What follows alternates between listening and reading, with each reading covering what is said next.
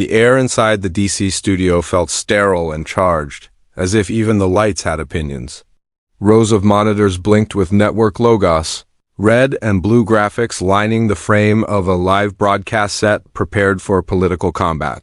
Behind the glossy desk sat two women, both still, both aware that posture was part of the message. Karoline Leavitt adjusted her blazer, its deep crimson matching the urgency she carried. A former news commentator turned firebrand congressional candidate, she was polished, practiced, and aware of every syllable leaving her lips.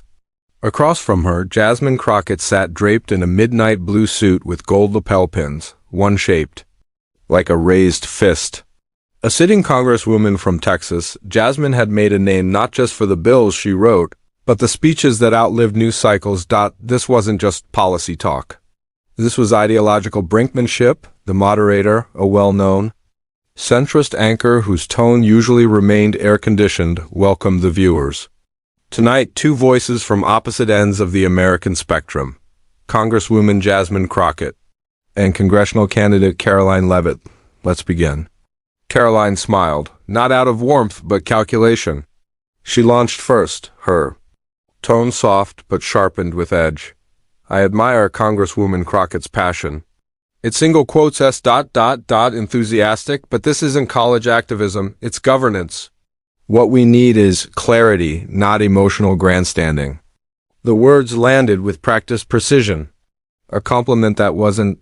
Jasmine didn't blink, didn't nod. She let the silence do its work. Karoline continued, voice silk-wrapped steel. We've allowed grievance to masquerade as governance. For too long, America needs discipline, not more disruption. The camera tightened on Jasmine's face. She inhaled once, slow and grounded. Still, she said nothing. But her eyes said everything. The moderator pivoted. Congresswoman, do you have a response? Jasmine finally leaned in. Her voice, when it came, was low and measured. Isn't it convenient, she said slowly. How order always seems to be the thing demanded when the oppressed start using their voices. The sentence landed like a dropped gavel. The room stilled. The crew in the control booth exchanged glances. The director muttered, "Mark that clip." Karoline smiled tightly, folding her hands as though Jasmine had confirmed a bias. Jasmine didn't break eye contact, and somewhere, in living rooms and cafes across the country, phones buzzed as viewers rewound and shared the moment. One sentence. No raised voice. No insult. Just a truth so sharp it didn't cut. It carved, and the internet had only just begun to react. The moment Jasmine's measured rebuttal echoed on air, a ripple turned into a tidal wave. Social media exploded, algorithms favoring the calm strength. In her voice over Karoline's clipped confidence, clips of the exchange were shared, remixed, and dissected across platforms. Twitter threads spun into storm clouds. Hashtags like #SpeakTruth and #LeavittMocked surged, but Karoline wasn't done. Leaning into the momentum with practiced aggression, she pushed the envelope further, no longer cloaking her words in ambiguity. Let's be honest, she said, voice now sharper, eyes narrowed behind carefully styled hair. Congresswoman Crockett's so-called passion often sounds more like personal resentment masquerading as policy. The cameras caught Jasmine's subtle tightening of her jaw, the micro-expression flickering like lightning across a calm sky. The moderator hurried in, trying to salvage the debate's balance, but the damage was done. The personal barb ignited the room. Viewers could feel the tension. Crackling through their screens, Jasmine's silence stretched longer than polite. The audience waited, breath held, scrolling paused. Then, as if weighing every syllable, like gold, she spoke again. But what you call resentment, I call the truth you refuse to face. Her voice was steady, a slow crescendo of undeniable power. I'm not here to comfort those who perpetuate injustice. I'm here to hold them accountable. The studio fell silent. The moderator's mouth opened, then closed. No words. The moment wasn't a debate point. It was a declaration. Across living rooms and offices, millions pressed play again, absorbing the gravity behind her words. Within minutes, newsrooms scrambled to re-air the clip. Political commentators split, some branding Jasmine's response as fearless, truth-telling others as dangerous provocation? Karoline's team issued a swift online statement. Karoline's comments were misrepresented. She stands for unity, not division. But the public saw through the PR polish. The viral clip's rawness pierced the filtered noise. Jasmine, meanwhile, was invited to more shows, each platform eager to unspool her story, not just her words. But the fire beneath them, yet beneath her composed exterior, Jasmine felt a quiet storm. This was no longer just political theater, it was personal. And a shadow from her past, a secret she had kept locked away, began to surface. A fire she had long contained was now ready to ignite. The war of words was only the beginning. The morning after the broadcast, the nation awoke to Jasmine Crockett's words reverberating like thunder across the digital landscape. The clip, Jasmine's calm, cutting rebuke of Karoline Leavitt, had taken on a life of its own. Every news outlet, every talk show, every late-night panel dissected the moment with feverish intensity. Headlines blared. Jasmine Crockett, the voice of defiance, and Karoline Leavitt's mockery, backfire spectacularly. On social media, the storm raged unchecked. Supporters of Jasmine flooded timelines with quotes, graphics, and heartfelt testimonials of systemic struggle. Memes transformed her viral sentence into a rallying cry. Meanwhile, Karoline's base fired back with defensive hashtags, framing Jasmine as too radical or angry. The cultural fault lines deepened overnight. Inside the Capitol, whispers turned into conversations, some hopeful, others wary. Congressional staffers shared the clip in hushed tones, debating the possible fallout. Karoline's communications team scrambled to craft a response, releasing a cold, tightly worded statement accusing Jasmine of unprofessional conduct and divisive rhetoric. It was a calculated move to shift the narrative from the power of Jasmine's message to the supposed impropriety of its delivery, yet Jasmine's momentum only grew. Invitations poured in from progressive networks, think tanks, and advocacy groups. She spoke with eloquence and empathy, not just about the viral sentence, but about the deeper injustices that shaped her political mission. Her face graced magazine covers and online features. Her voice became a beacon for those hungry for honesty. But behind the poised public figure, a private battle simmered. Jasmine's thoughts drifted to her childhood, to a courtroom where her mother once stood silent, silenced by power she could not confront. The viral moment had opened old wounds, wounds she had carefully hidden beneath layers of armor and purpose. She knew that the viral sentence was more than just words on a screen.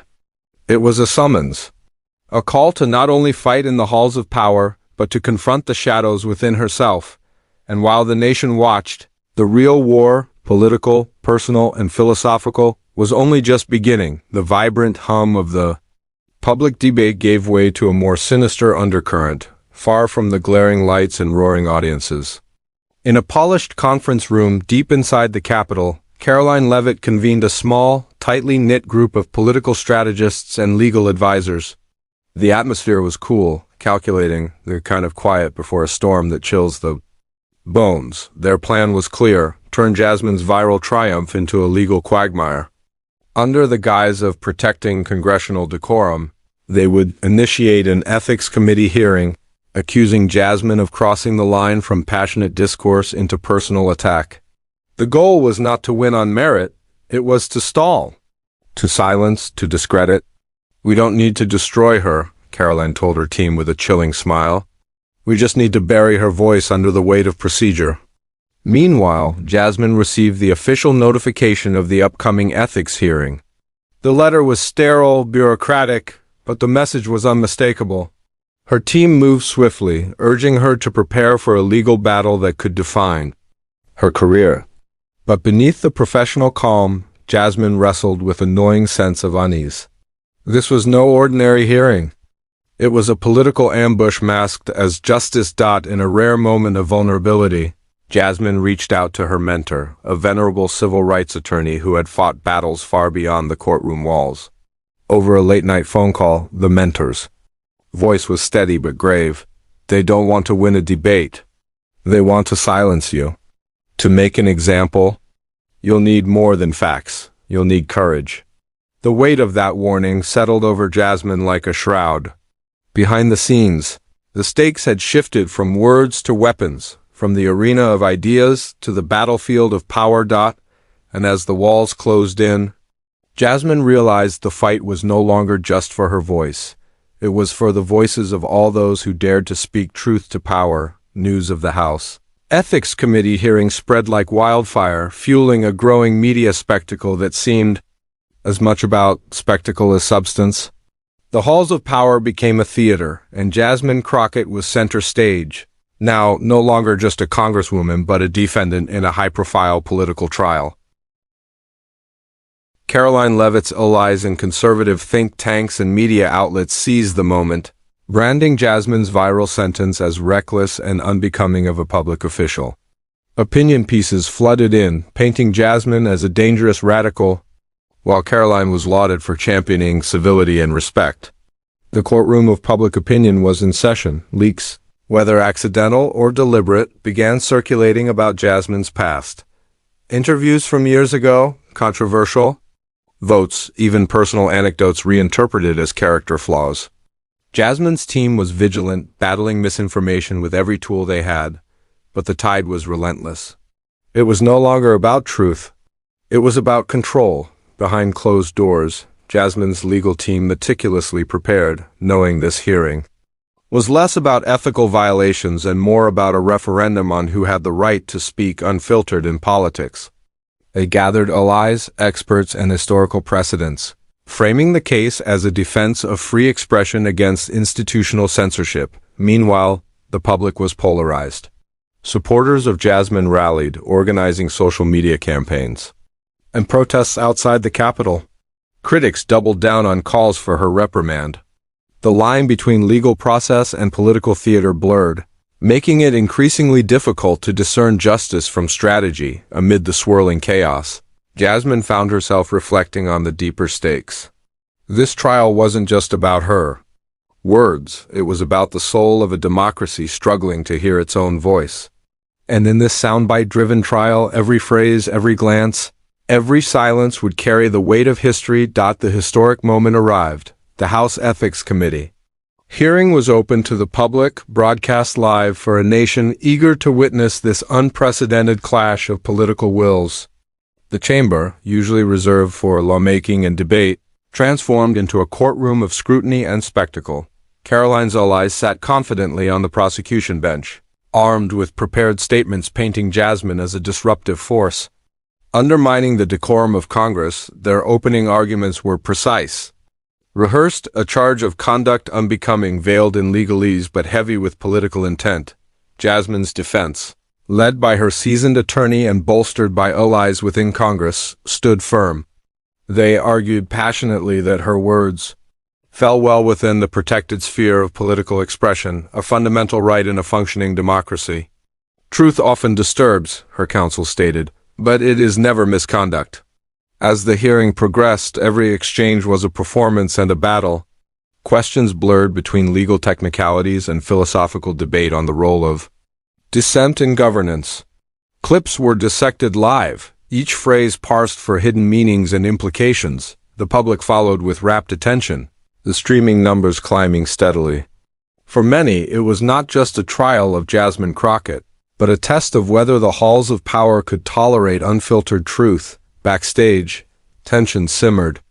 Karoline pressed to limit Jasmine's speaking time, citing obscure house rules, attempting to curtail the very voice that had sparked this firestorm.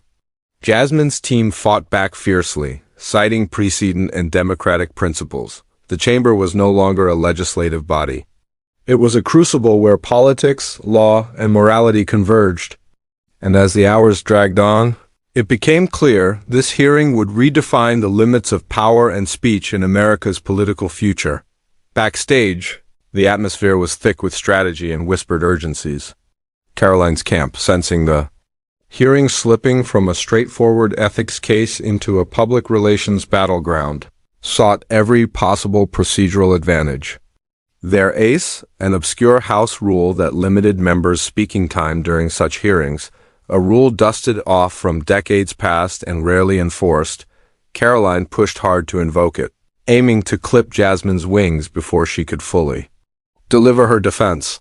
Her team argued it was a matter of fairness and order, but everyone understood the real motive was to stifle the voice that had become a viral symbol of resistance. Across the aisle, Jasmine's lawyers dug into the history of that rule, uncovering precedents where it was overridden to protect free speech. They crafted their counterarguments meticulously, not just legal, but philosophical. This was about more than minutes. It was about democracy itself. Meanwhile, an unexpected breakthrough arrived. Jasmine's legal team uncovered a series of text messages between Karoline's campaign office and a politically connected PAC suspected of funding the ethics complaint. The messages hinted at a coordinated smear effort, a political hit disguised as an ethics investigation. The dilemma was stark.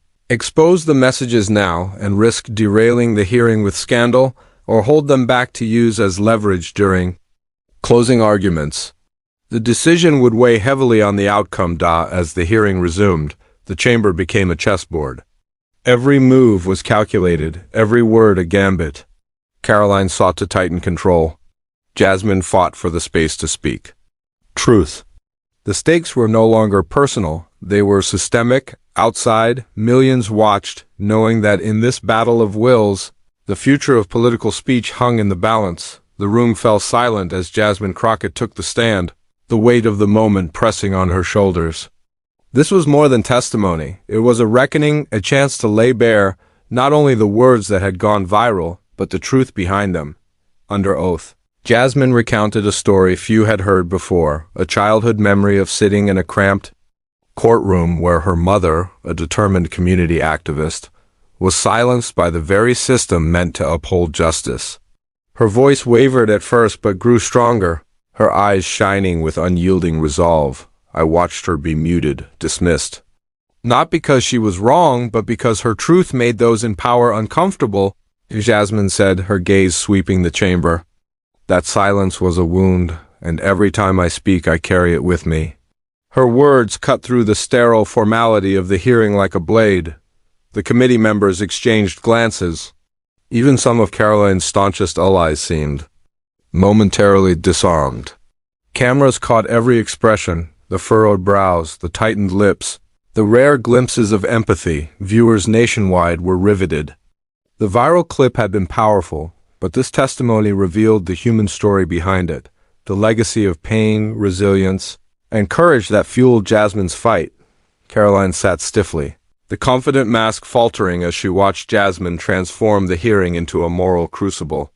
The lines between prosecution and defendant blurred as the chamber filled not with accusations, but with the echoes of history and hope. For Jasmine, this was no longer about politics. It was a solemn vow sworn beneath oath that her voice would not be silenced, no matter the cost. Just as Jasmine's heartfelt testimony sent waves through the hearing room, her legal team dropped a bombshell. Documents and text messages, verified and irrefutable, exposed a covert collaboration between Karoline Leavitt's campaign and a shadowy political action committee funding the ethics complaint against Jasmine.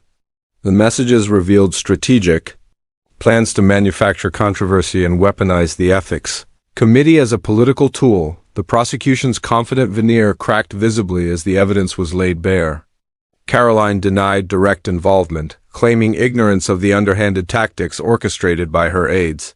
But cracks in her carefully constructed narrative began to show under persistent questioning. To the public, this revelation was seismic. The narrative shifted from Jasmine's misconduct to Karoline's smear campaign. Late-night panels dissected the scandal, and social media erupted with renewed vigor. Jasmine's supporters rallied with fresh energy, while Karoline's base grew uneasy, sensing the political winds turning against her. An aide from Karoline's office, subpoenaed unexpectedly, gave a conflicted and inconsistent account under pressure, further unraveling the prosecution's case. The chamber, once a battlefield of scripted arguments, now felt raw and unpredictable, a high-stakes poker game with everything on the line. Karoline's mask of control began to slip. The public saw a woman cornered, no longer the composed challenger but a political figure struggling to regain footing. The power dynamics shifted palpably, signaling a turning point in the trial and in the war for America's political conscience. Philosophical confrontation about the nature of political discourse and the role of emotion in governance. Jasmine was asked pointedly, "Congresswoman Crockett, do you believe anger has a place in public office?" The question hung in the air, charged with unspoken judgment. Jasmine's reply was measured but fierce. "When peace is denied a voice," she said, "justice must raise its volume. Anger is not the absence of reason but its call to action." Her words sparked murmurs among the committee members. Some shifted uncomfortably, others nodded with quiet respect. The question was no longer about rules, it was about the soul of the nation. Jasmine expounded on systemic amnesia, the erasure of marginalized voices from history, and the necessity of passionate dissent to correct those omissions. Her speech was part legal defense, part moral sermon, a challenge to the very foundations of political civility. One congressman whispered, "She's preaching now." But the room had already been silenced by the force of her conviction. Critics and supporters alike found themselves grappling with uncomfortable truths about power, privilege, and the limits placed on authentic expression. Outside the chamber, the nation was watching, rapt. The trial was no longer about Jasmine's words alone, it was about who gets to speak, how loudly, and to what end. The line between courtroom and cultural reckoning blurred, and Jasmine stood firmly at its center. As the hearing edged deeper into contested territory, Karoline Leavitt's composure began to crack. Once the embodiment of calculated confidence, she now faced a courtroom and a public increasingly skeptical of her motives. Determined to reclaim control, Karoline insisted on taking the stand herself. Her lawyers hesitated, warning that testimony could open new vulnerabilities, but Karoline was resolute. "I need to tell my truth," she said, her voice steady but tinged with desperation. On the stand, she painted herself as a victim of an unfair attack, a principled woman besieged for her beliefs.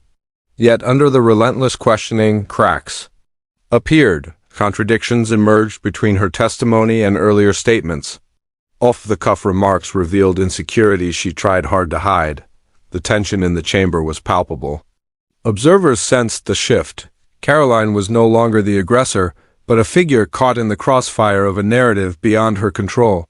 Her carefully constructed mask faltered as glimpses of vulnerability peeked through. For the first time, the public saw a side of Karoline that was human, uncertain, conflicted, and perhaps lost. The political battlefield had shifted from power plays to personal reckoning.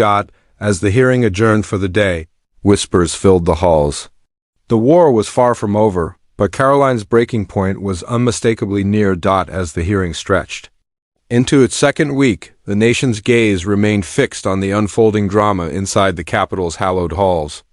Cable news anchors debated endlessly, their panels divided but captivated, while social media churned with fervent discourse. Jasmine Crockett and Karoline Leavitt had become symbols, not just of opposing political ideologies, but of a deeper struggle over truth, power, and voice in America. Outside the Capitol, protests swelled. Supporters of Jasmine gathered in vibrant rallies, chanting her viral sentence like a mantra. Opponents held counter-demonstrations, waving signs demanding accountability and decorum. The city buzzed with tension and hope, a microcosm of the polarized nation itself. Back inside, the hearing's atmosphere was thick with exhaustion and resolve. As the hours dragged on, Jasmine received an unexpected message. A letter slipped anonymously beneath her office door, penned by a former Republican judge. The letter was simple yet profound. "Truth does not wear party colors. Keep fighting." The note brought a rare, genuine smile to Jasmine's lips, a quiet affirmation that her struggle transcended partisan lines. Meanwhile, Karoline's team watched the growing momentum with mounting unease. Their earlier confidence eroding under public pressure, the hearing was no longer merely a procedural matter. It was a cultural moment, a mirror held up to America's divisions and dreams. And as Jasmine prepared for the final phase, she knew this battle would define not only her career, but the very future of political expression.